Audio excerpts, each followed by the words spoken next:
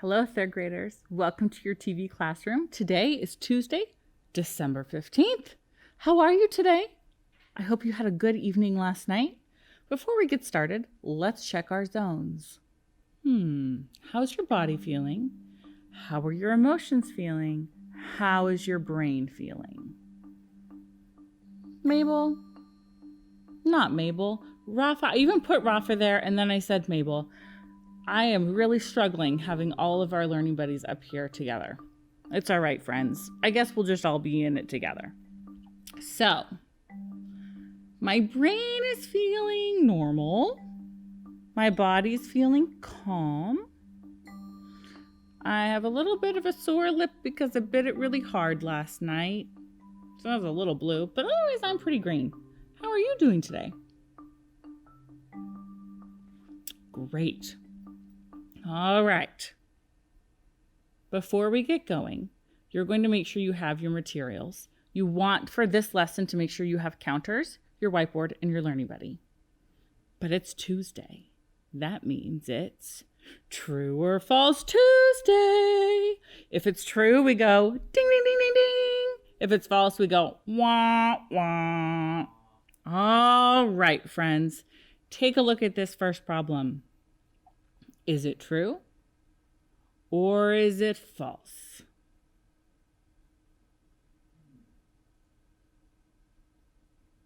Ding, ding, ding, ding, ding. It's true. How did you figure it out? You might have done, well, 10 minus 7 is 3. 9 minus 6 is 3. Right? Maybe. Let's try.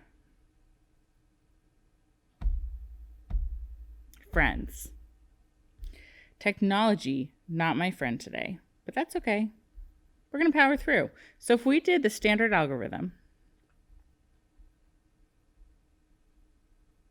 then you do, sorry, gotta do this. 3, 3, 1. I mean, that's one way to do it. I have a question. How many spots in there are there for errors? A lot. Bunches. You can do it. You have to be really accurate. Another thing you could do is, well, this is a whole, this is a part, and this is a part. Add the two parts, see if it makes the whole.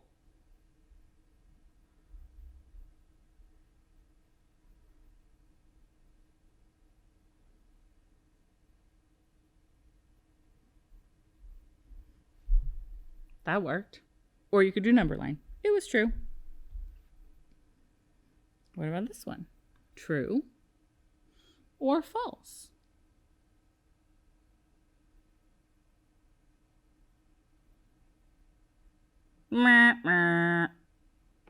It's false. Why is it false? Let's find out. What do we know? We know this is a whole, a part, and another part. What is 153 plus 377? 77. That would definitely be false, wouldn't it? Oh, Mr. Kevin. Friends, you know, when something goes wrong and then it just keeps happening, you know what? We just persevere. We move on through it. 3 plus 7 is 10.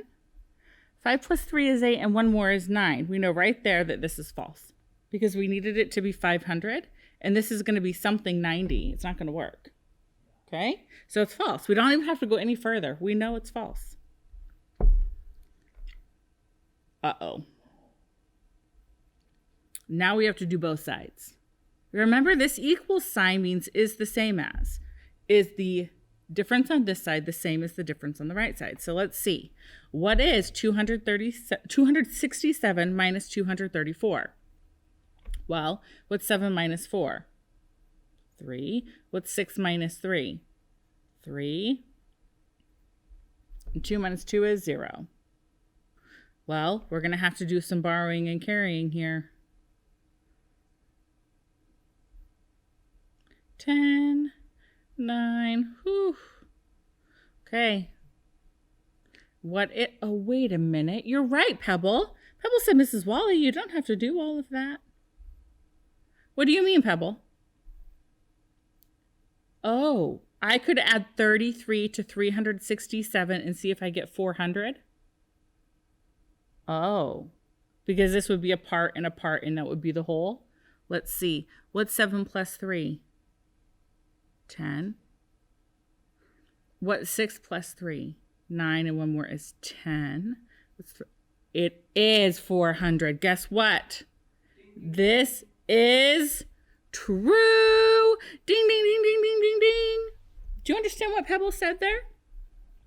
Pebble said, well, if this has to equal this, then 33 equals 400 minus 367. This is a whole, this is a part, and this is our other part. If these two parts right here, this one and this one, make 400, then it is equal. That means this is 33. That's pretty good thinking, Pebble. Nice job. Okay. Is this true?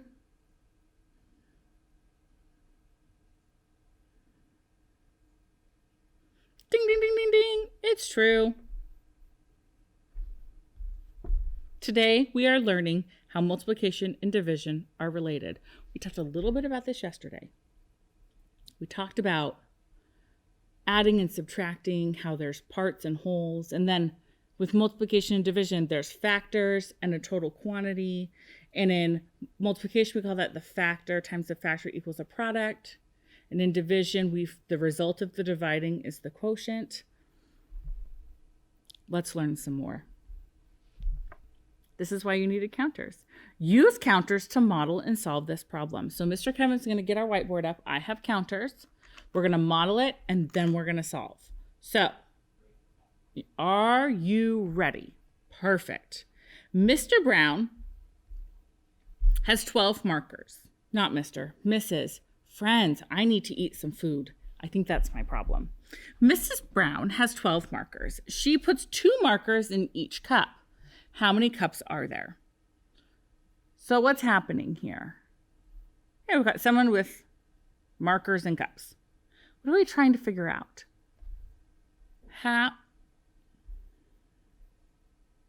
It's just that kind of afternoon. How many cups are there? What information do we know? We know that there are 12 markers, and she puts 2 markers in each cup. Okay, so how many counters do we need? 12. Count out 12 counters.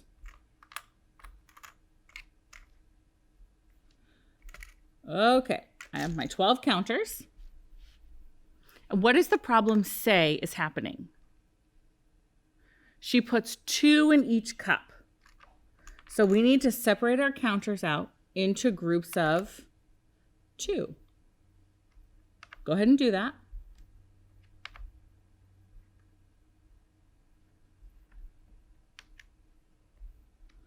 Okay. Make sure you can see everything. There we go. Okay. So in numbers, what did we do? We had 12, and we divided it into groups of 2. And we're trying to figure out how many groups there are. How many groups are there? Yeah, there's 6. Take a look at that, what we represented there. We have 6 groups of 2 equals 12. Which factor is our groups? Yeah, it's always the first one. This happened yesterday, where the quotient was also one of the factors because they're related to each other. With multiplication, we're doing equal groups of an equal amount. With division, we're figuring out either how many groups there are or how many in each group there is. They're related. So let's see if we can use what we know about multiplication to help us solve this problem. A pet store, and we just need the PowerPoint, Mr. Kevin. A pet store has 18 hamsters. The shop owner wants to put 3 hamsters in each cage. How many cages does the shop owner need for all the hamsters? So what's going on in this problem? What's happening? Yeah, there's a pet shop and they're going to need to buy some cages and they need to know how many. So what's our question that we're trying to answer? How many cages does a shop owner need for all the hamsters? What information do we already know? There's 18 hamsters. Okay. And there's going to be 3 hamsters in each cage. Go ahead, draw a picture, either using equal groups or an array, to help us solve the problem. Don't solve it yet, just draw the picture. I'm going to give you 1 minute. Go.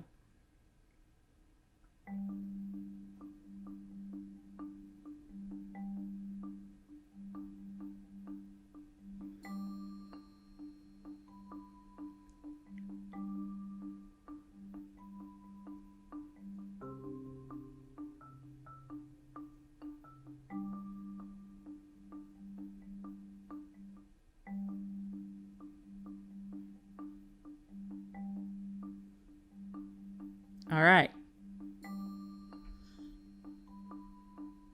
I'm going to draw my picture. See if your model is similar to mine.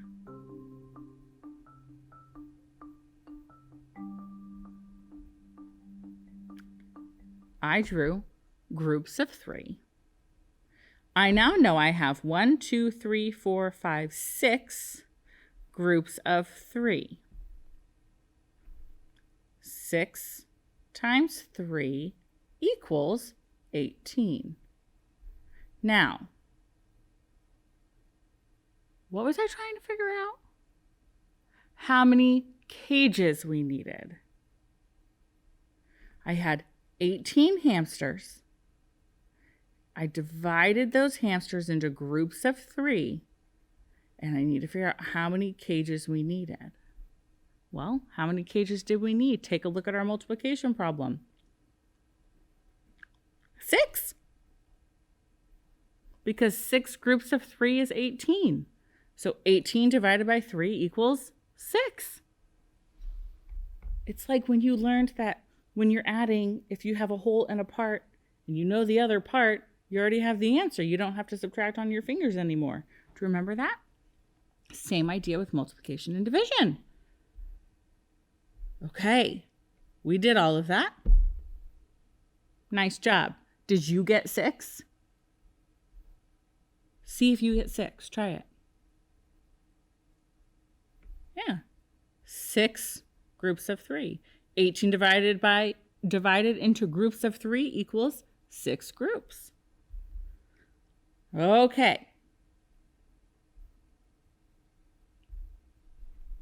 Oh. Where'd the story go? It's harder to do problems when they're not in a story because you don't have context. So what I like to do is I tell myself a little story. When it's multiplication and division, I always have, it's called groups of stars. And when I'm adding and subtracting, I do frogs on a log. It just helps me to understand the problem. So I have 24 stars and I'm dividing them into 3 groups. How many stars in each group? Okay? So that makes it easier for me to model the problem and draw a picture. So 24 stars into 3 groups. So I know I'm going to have 3 groups.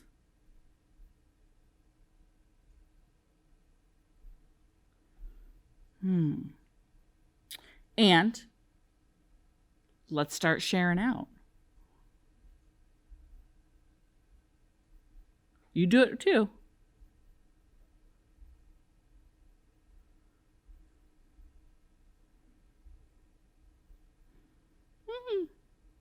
I could draw stars, but it's hard to do with my fingers.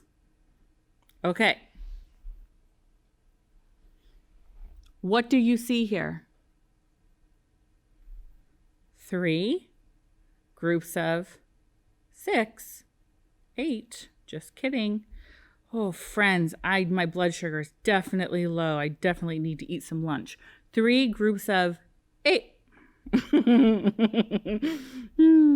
I'm just having one of those days. That's okay. 3 groups of 8 equals, and how many did I share out? 24. So what is 24 divided by 3? 24 divided by 3 is, what was that question mark right there? It's 8. Mrs. Wally, Ta-da! it doesn't help that those 3 groups of 8 look like chocolate chip cookies. They do look like chocolate chip cookies, and they kind of also look like my pepperoni pizza that's waiting for me. I'm hungry. It's all right, friends. We're going to get through this. All right. Ooh. This one says, I don't know how many groups of 9 equal 54. So I'm going to be doing groups of 9. I know that. It says groups of 9. So I've got to go until I get to 54. Go ahead. How many groups of 9 make 54?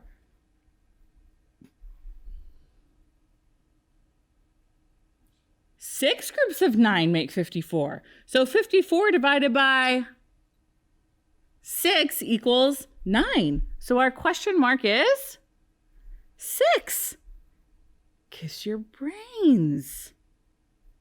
Okay. Mr. Kevin, how long have I been going? 16 minutes. I keep forgetting to press a start on my timer. I need a little note, a check note list for what are the things I need to do before Mr. Kevin starts the video. I think I'm going to make myself one. Use the numbers 7, 8, and 56 to write 2 multiplication equations and 2 division equations. Are you ready? You have 1 minute. Go.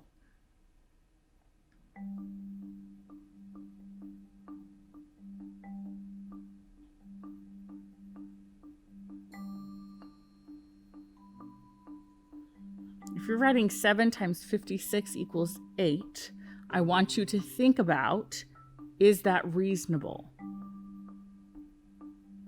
Or if you're writing 57 times 8 equals 7, I want you to think about, is that reasonable? Would 56 groups of 7 equal 8? So what numbers are you multiplying together? Which one is reasonable?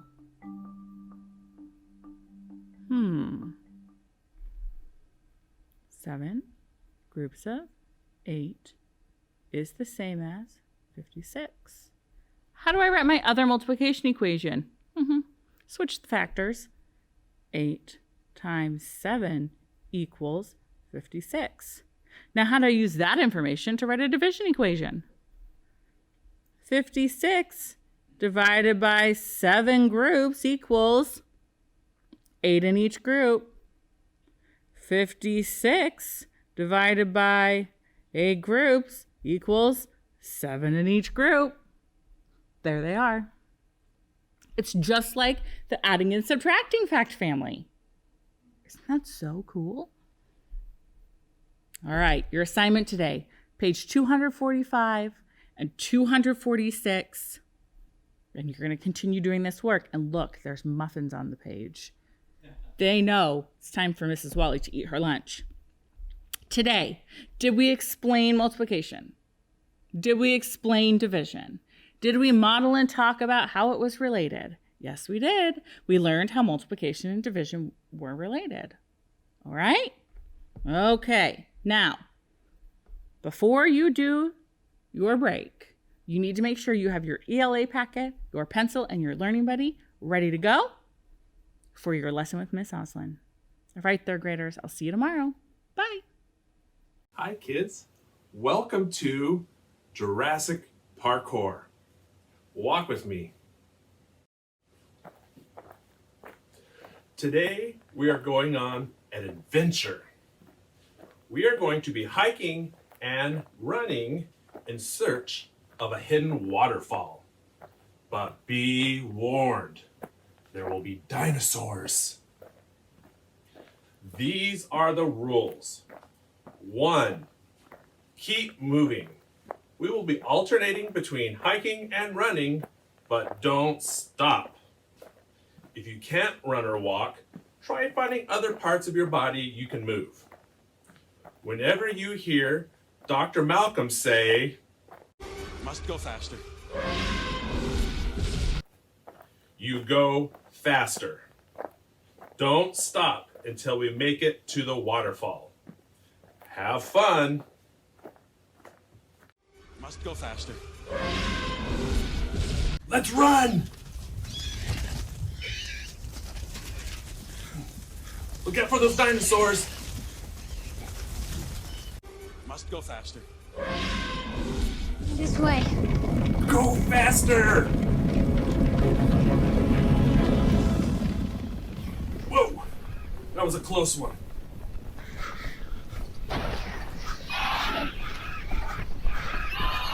Good job, you guys. Keep up the good work. Look out for those dinosaurs. Come on, keep going. Oh, good job, you guys. You're working hard.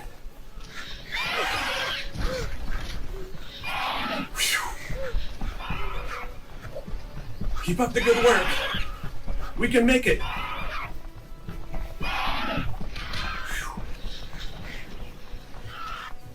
You guys are doing a great job. Keep it up.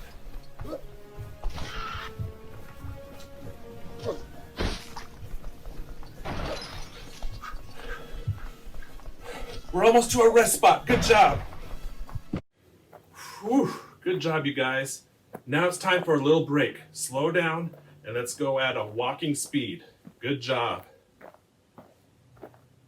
Look how beautiful this forest is. Boy, this fresh air does feel good, doesn't it?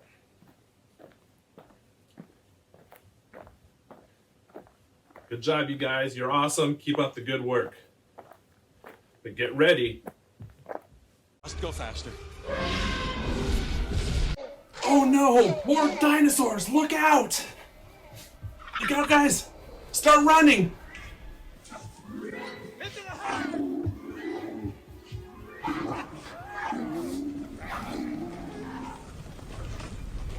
Good job! Get in the herd, you guys, and keep running! Don't fall down! Stay on your feet! Good job! Keep up the good work!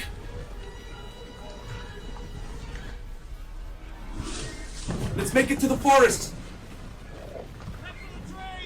Must go faster. Run, guys, run!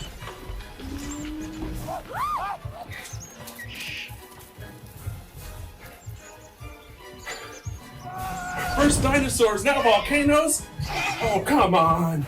We can do it, though. Let's go.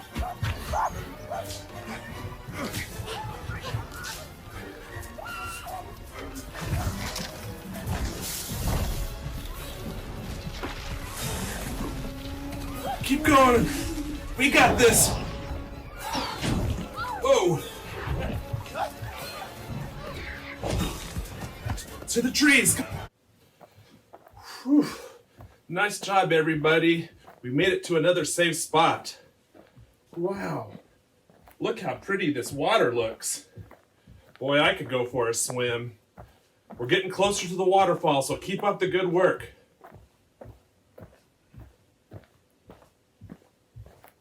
All right, here we go. Get ready.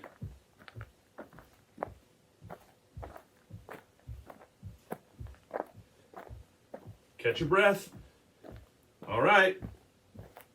Must go faster. More volcanoes! Run! Whoa! Whoa! Come on, we can do it, guys. Must go faster.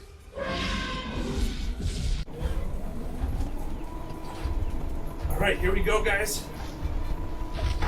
Keep working hard. You are all doing awesome. You're superstars. This is when we start getting tired, but we're getting closer to the waterfall. So keep working hard, keep moving, and we're gonna make it. Whoa! Good job. I'm proud of you.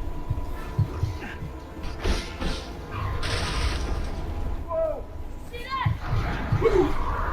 Good work. We got this.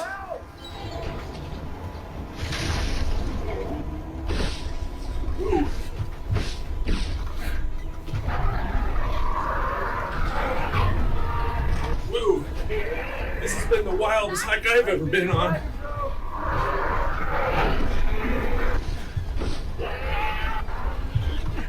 Whoa. But I know we can outrun these dinosaurs. You all have been working hard. Did we lose it? No. All right. We got this. Whoa. He's getting a little bit close. Keep running. Hit the brakes. Whoa. Look out for these ones with the spiny tails. Whoa! Whoa! Must go faster. Whoa! Great job, class. Final stretch. We're almost to the waterfall. Just move as fast as you can. We got this. Come on, run. Whoa! There's the waterfall. We gotta jump. Get ready. Here we go. Here we go. Get ready to jump. Ready? 1, 2, 3. Whoa! Nice job, everybody. We made it. Boy, did that waterfall feel good.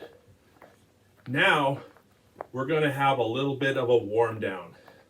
We're going to walk nice and easy to catch our breath and let our heart rate drop down and let our lungs get more oxygen into our body, because that was a lot of hard work. You are all superstars. Thank you for joining me on this amazing Jurassic parkour hike through the woods. Good job, everybody, and we'll see you next time.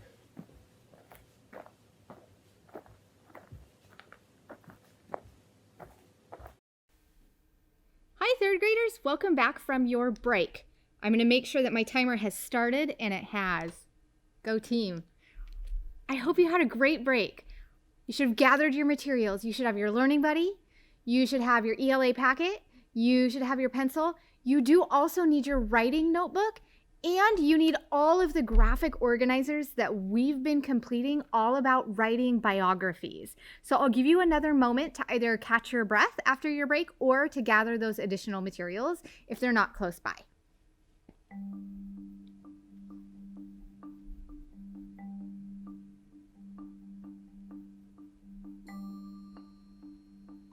All right, let's review our 3 personal standards.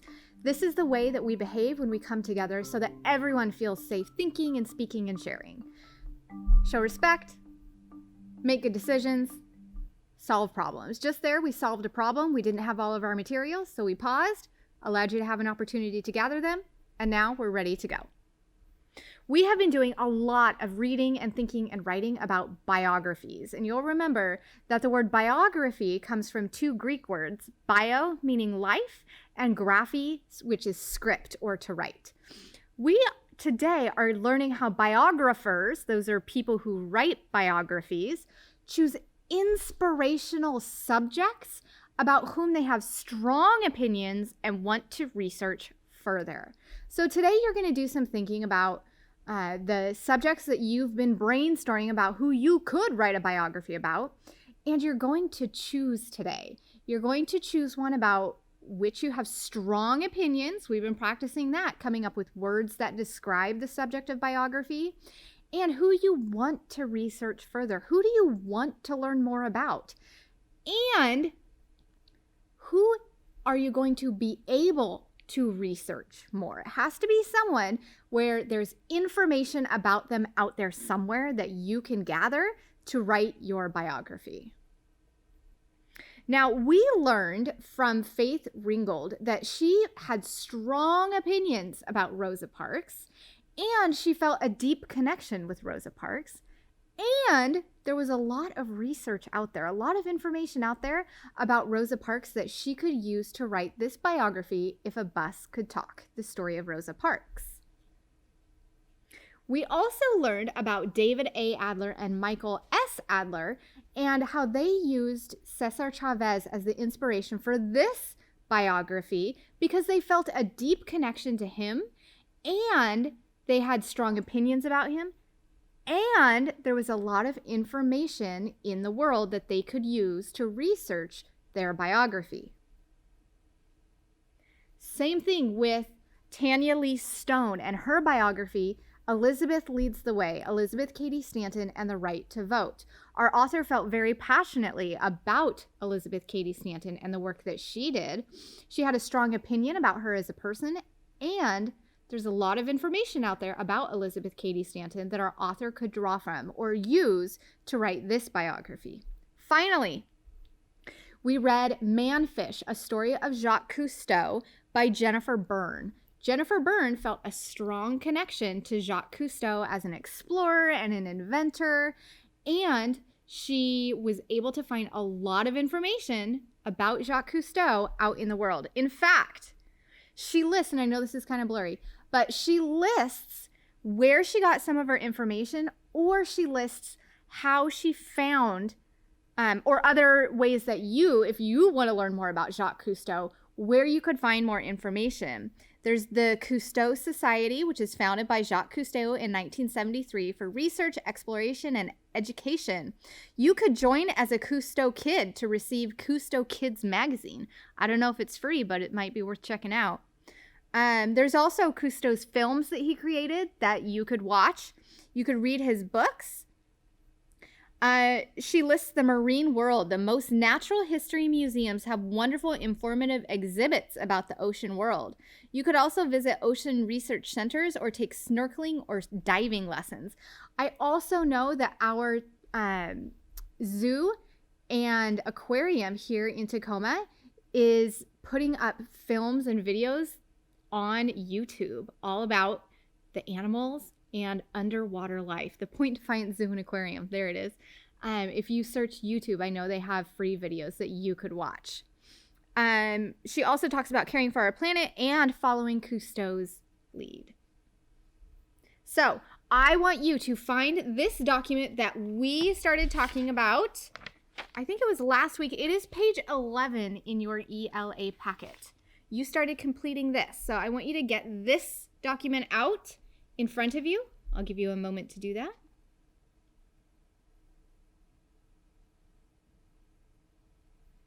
Remind yourself what you were thinking about people who, through explorations or inventions, have changed the world. You might remember I was interested in the invention or discovery of a hybrid car engine because I drive a hybrid, and so I'm curious how they work.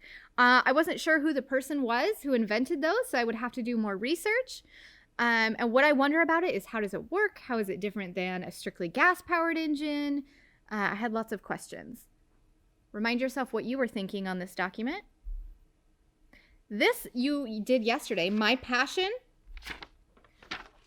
my person, and that is page 12. It's on the back of the Changing the World document that we just looked at. And you went through and asked yourselves a series of questions, trying to figure out who is someone that you could research and write a biography about based on what you're interested in, your passion. We talked about, what sports do you like? Is there an athlete who inspires you? What activities do you love? Are there people who you could study? Singers, artists, dancers, actors, authors, scientists. You ask yourself, are there clubs to which you belong? And people who are role models who you could discuss at your club meetings. Maybe you're a Boy Scout. Maybe you're a Girl Scout. Maybe you go to the YMCA. Maybe you go to the Boys and Girls Club. These are all programs or clubs in Tacoma that you could belong to, and you could do some research about the people who are in these clubs, people who started these clubs. We also talked about, is there a cause about which you feel passionate? Are there issues that you discuss with your friends or you wish you could change? Who has helped make those changes in the past? Animal rights activists, environmental protectors, politicians. And you also were thinking about, who are people you try to model your life after? So get this document out and remind yourself about the thinking and writing you did yesterday. I'll give you a moment.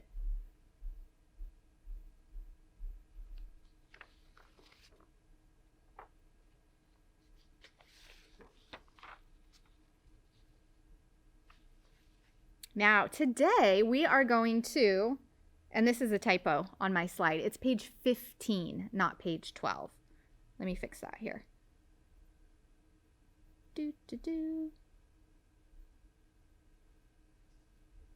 Not 12, 15 in your ELA packet. It's called Who Do I Want to Write About and Why? And this is what we're going to be working on today. So have this out in front of you. Get your name and date on the top.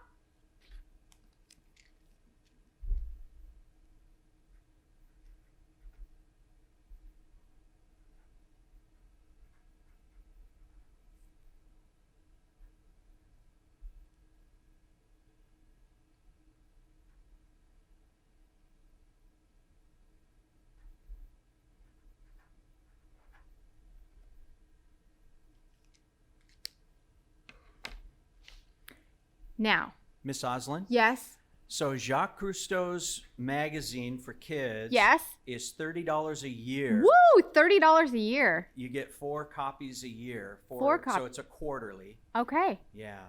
But Okay. you could probably go to the library and get it for free. I wonder, what a great idea, Mr. Kevin. I wonder if our third graders reached out to our Tacoma Public Library librarians, Miss Jamie and Miss Elizabeth, to see if they have copies of it. Jacques Cousteau's magazine. And then it's free. See? Collaboration, my friends. I would never have thought of that without Mr. Kevin. Brilliant. Kiss your brain. Kiss your brain. All right, now third graders, you have all of these documents. You've done so much work and thinking about biographies. You're also going to go through your writing notebook and see who have you been writing about. And I want you to put a star by the names of people that you're interested in because you're going to be doing some reading and writing about them.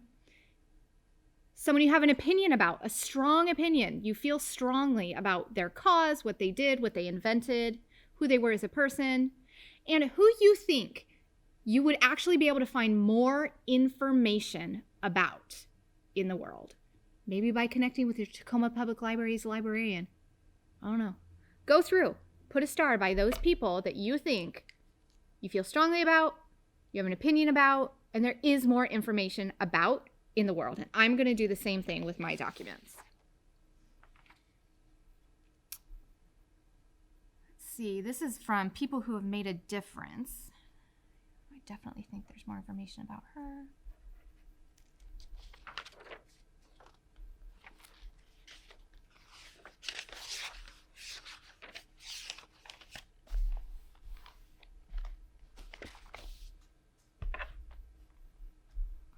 This would be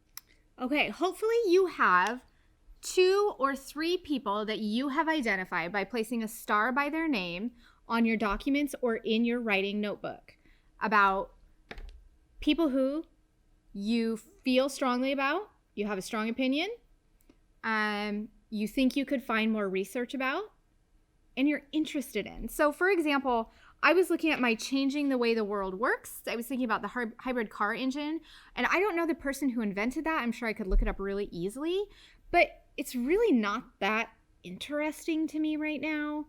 So that's not what I'm going to choose for the subject of my biography, because I don't want to choose something that I'm not interested in, because I'm not going to be able to focus and do my best work.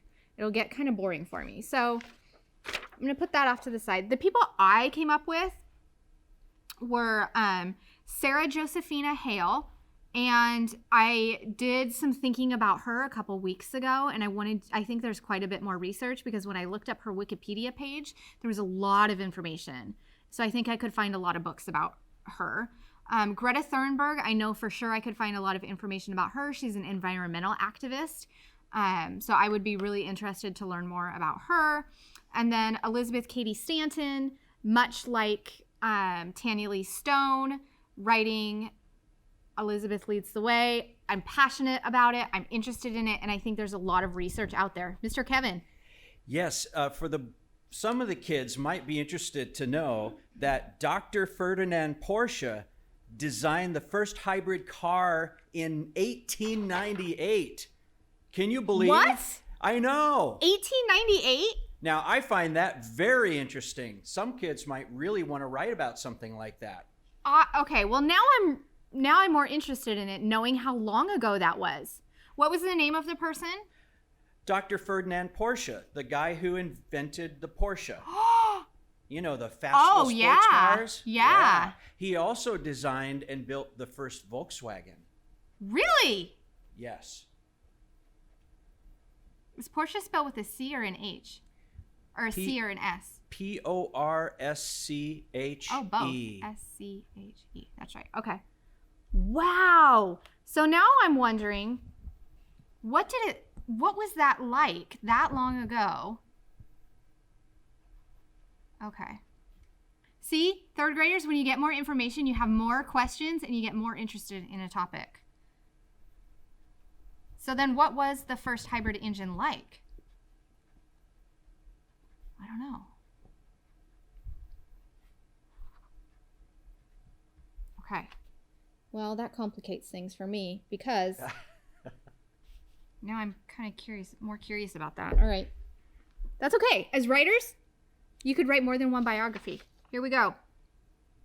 So, page 15 is the document. Now that we have some ideas about some people that we want to write about. Page 15, and I do have a slide that's zoomed in, Mr. Kevin, for the questions, because I know this is really small. Yes, I will zoom that in. The first question we're going to think about is, do I think this subject is a hero? Why? What about this person's life is heroic?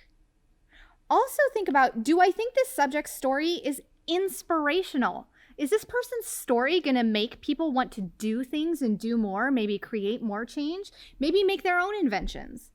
A story that readers can learn from. Why? What will readers learn if I tell this person's story? Take some think time. Answer those questions, thinking about the people that you put stars next to that you might be interested in researching.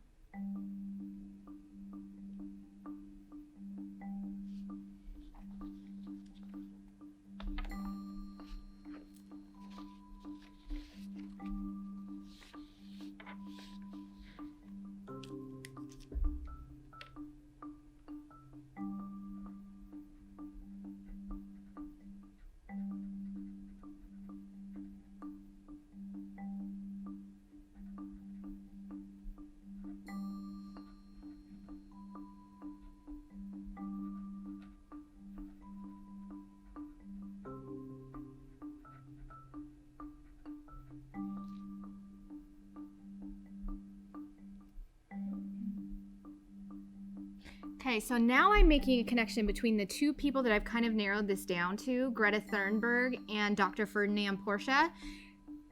They're both helping with climate change and our environment because a hybrid engine puts fewer emissions out into our environment. And I know Greta is all about saving our environment. So I wonder if I could somehow find a way to weave these two topics together as a biographer.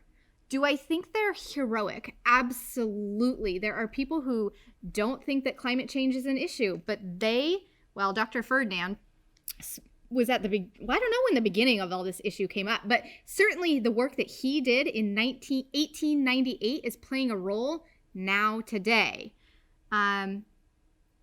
What is heroic? Well, Greta Thunberg is very brave. She's very courageous. She's out there talking about, she's young, she's a teenager, and she's out there talking about what we need to do to stop or slow climate change. Do I think this subject's story is inspirational? Absolutely. The next questions you are going to continue thinking about for your subjects are, do you think the subject's life is remarkable in some way? What way? Why does this matter to readers? Why does your reader want to read your biography? Do I think this person changed the world and made it a better place? Why is this so? Do you have a strong opinion about this person? Why is it important for readers to know his or her or their story? This is the tricky one too.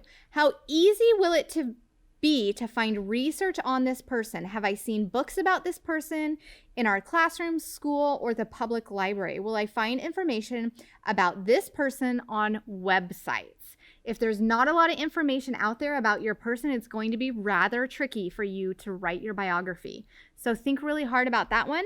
And then the very last question is, my subject or subjects are. And that's where you're finally going to select the person or people that you are going to research and write about. And I am going to encourage you to reach out to your Tacoma Public Library's librarians for help finding books. And remember, Mrs. Wally taught us all about how you can call them and ask them, and they will pull books for you, and you can easily go pick them up. Hopefully it's easy. If it's a problem, let us know, and we will figure out a way to get you in contact with your local librarian. Today we're learning that biographers, that's you and I now, choose inspirational subjects about whom they have strong opinions and want to and can research further. As you continue reading the biographies that you have at home, pay attention to, are you understanding what you're reading, both at the word and the text level? And when you get confused or you realize that you're not understanding, you can go back to this document to help you. Also pay attention, are you actually focused when you're reading? If you're not, you know what? I notice that I'm starting to get hungry, much like Mrs. Wally was. So I need to make sure that I eat, but also you can use some of the strategies on this document to help you focus. Continue filling out your reading log, sending it into your teacher at the end of every week so that they know what you're working on and the goals that you're setting and reaching. We are so excited to have on Wednesday, December 16th, our Tacoma Fire Department crew number 1. That's tomorrow. They will be here. Nope, they won't. I keep saying that. They won't be here, but they will have a video here for us to watch where we get to learn all about a day in the life of a firefighter. Then on Wednesday, January 6th, we'll have Quabi and Simon from the Peace Bus. They will be here 6 feet apart with masks and all that, teaching us all about peace and telling stories and singing songs. It's a wonderful, wonderful day here in TV Classroom. I'm really excited to share it with you. And Wednesday, January 13th, we'll have Tawana Nobles here. She is the CEO of the Tacoma Urban League. She is also the director of the University Place School Board, and she was recently elected to our Washington State Senate. She has an amazing story, and I'm very excited for you to meet her and hear what she is doing for you at the state senate level as a Tacoma resident and student. Now, it's time for our affirmation. Think about what is something that you like about yourself. We did a lot of thinking about our opinions about other people today. Now, what's your opinion of yourself? What are you good at? What do you work hard at? Take some think time.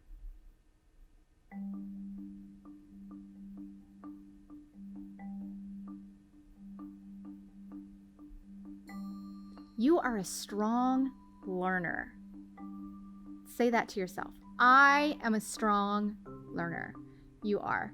I hope you have a fabulous afternoon, and I will see you back here with our special guest, the Tacoma Fire Department crew number 1, tomorrow. Bye.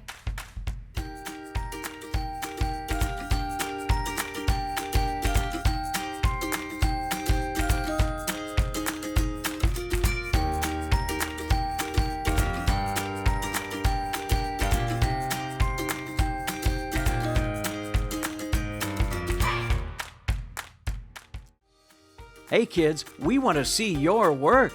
Just send your pictures and your stories to TV Classroom, 601 South 8th Street, Tacoma, Washington, 98405.